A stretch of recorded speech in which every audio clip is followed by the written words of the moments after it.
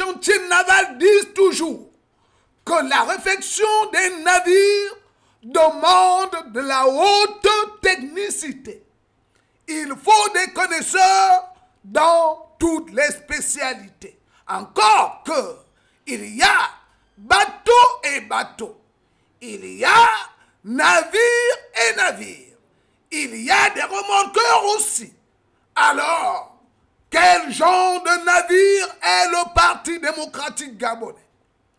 Tous les Gabonais pédégistes ou pas vous répondront que le plus vieux parti politique du pays est un remorqueur et pas n'importe quel remorqueur. Un brise-glace qui, depuis 50 ans, a brisé tout ce qui s'irigeait sur son passage, même les icebergs. Cette machine à la puissance diabolique compte, au-delà de sa puissance mécanique, surtout et surtout à la solidité de sa coque. Il faut à tout temps l'entretenir pour toujours avancer et gagner. Et quand il va falloir faire cette coque, il faut les plaques de métal que l'on y pose. Et ces plaques se doivent d'être solides, donc résistantes à toute épreuve. Et si c'était nécessaire, doubler ces plaques de métal pour doubler la résistance de la coque de cet engin qui vous a toujours fait gagner. Mais pour que tout ceci aille, il faut que le chef de chantier lui-même soit présent sur le chantier, pas ailleurs. Et pour que le chef de chantier puisse avoir une vision parfaite du bas en haut, il faut aussi avoir un clic puissant pour détecter le moindre petit trou, source de stress permanent d'un bon capitaine ou commandant de bord. Car même un brise-glace peut aussi prendre de l'eau et couler.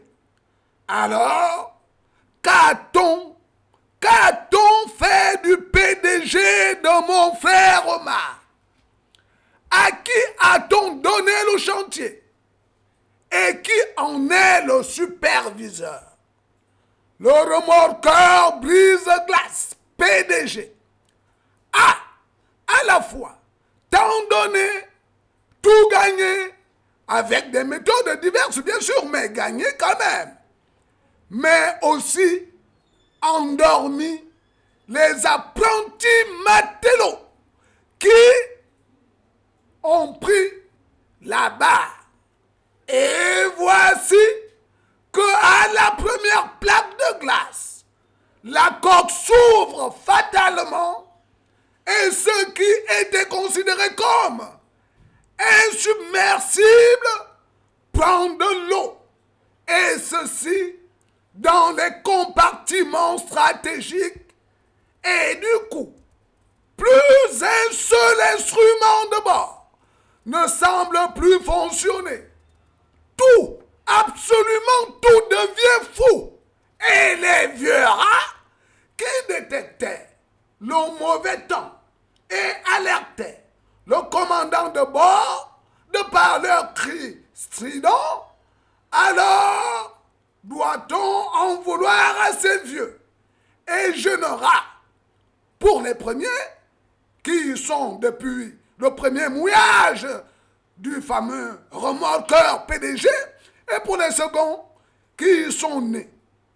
Peut-on en vouloir à ces derniers de quitter un vieux bateau non réfectionné, mais plutôt rafistolé par des bricoleurs qui se croyaient être des ingénieurs? Tristesse de tristesse, tristesse de tristesse. Pendant que le vieux remorqueur coule, ceux qui ont le contrôle ne se réveillent même pas. Parce que, dit-on, ils sont tous ivres, à tel point que le fameux remorqueur brise-glace, même incliné à plus de 80 degrés, n'arrive pas à les dessouler. Alors, la seule chose sensée qui reste à ceux qui sont lucides, c'est de quitter ce bateau sans contrôle. Un remorqueur qui n'a aucune chance, je dis bien aucune chance, d'être remorqué parce que les matelots d'opérette qui y sont refusent de lancer un SOS. Dans ce cas, ne pensez pas que les vieux, non, je voulais dire que les rats, bien sûr vieux ou jeunes, qui connaissent d'où commence le séant du déshonneur, ne pensez pas à cet instant qu'ils attendront pour que, à la fin, ils disent aïe aïe aïe.